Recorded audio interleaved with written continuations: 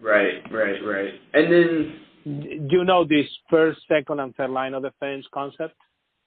no, I do not. Okay. Every financial institution should have what is called the three lines of defense. The first line is the commercial customer facing group or group of people. So you have all the relationship managers, you have all the bankers, and even you have the finance and technology people are considered first line of defense. Because in theory, the only interest is to make money. The second line of defense is the risk management line. And the second line of defense is to make sure that the risk-taking positions of the first line of defense are done according to the risk appetite, risk tolerance, and a prudent management way of the first line of defense. The first line of defense doesn't go overboard just for the sake of making money.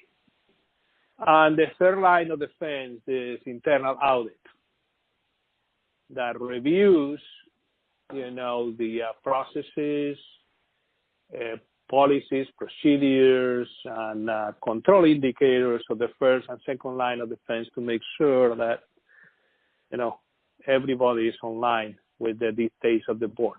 And if they are not, they write their own objections and make sure that they are corrected. I see. And so just to make sure the difference between risk management and internal audit.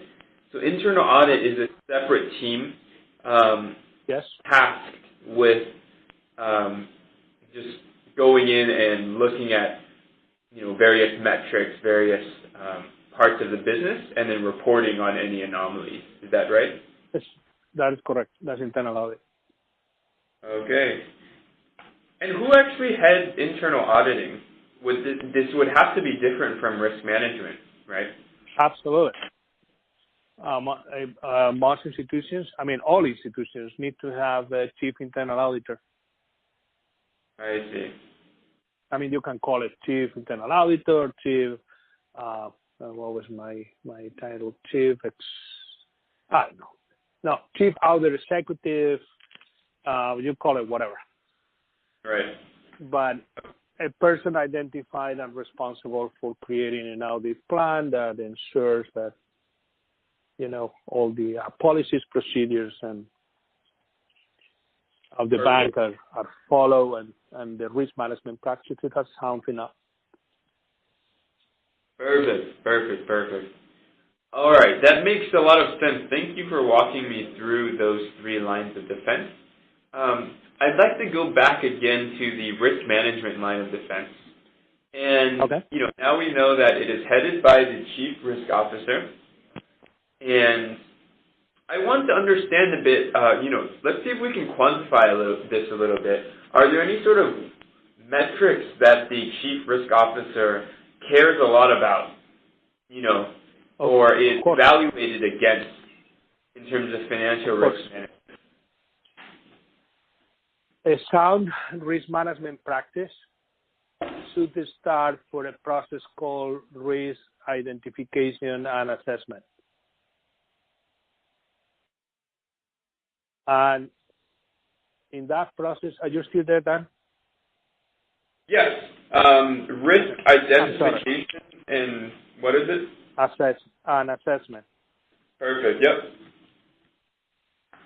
So in that context, you create what I call a risk map, and a lot of people call, or it's also called a risk taxonomy.